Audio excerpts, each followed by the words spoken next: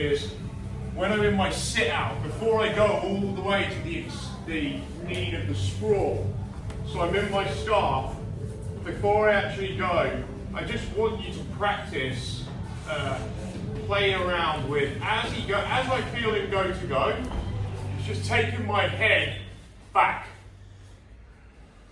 So my head is going back and my hip is going forwards. Can you roll me now, Pete? No way. Yeah, you might stick your knee on the mat a little bit here. That's not ideal for me, but I don't want to get rolled. So every time I feel him go to go, rather than me going to the full sprawl, I'm just going to begin the sprawl. So go, Pete. So I'm just pushing my head back. I'm still ready to switch. If he tries to come up, the only thing sometimes with this is he'll walk into your hips then. No, the other way, go the other way. Yeah, he'll try and do this and and that's what you've just got to be mindful of. But we're gonna develop that skill. That'll be the next thing he does, right?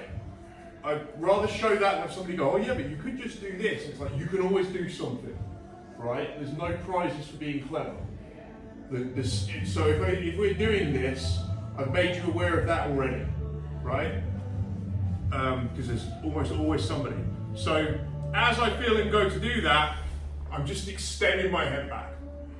Yeah? And if then you've done this a few times, do this a few times to begin with, then he starts trying to walk back. Now I can start filling that space. So he tries to sit up, I put a post here, you know, you just try and walk up on, now I've put a post here, which is basically sprawl.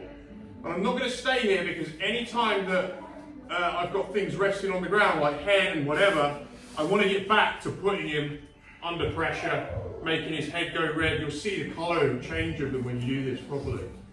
Yeah, so I'm switching between these.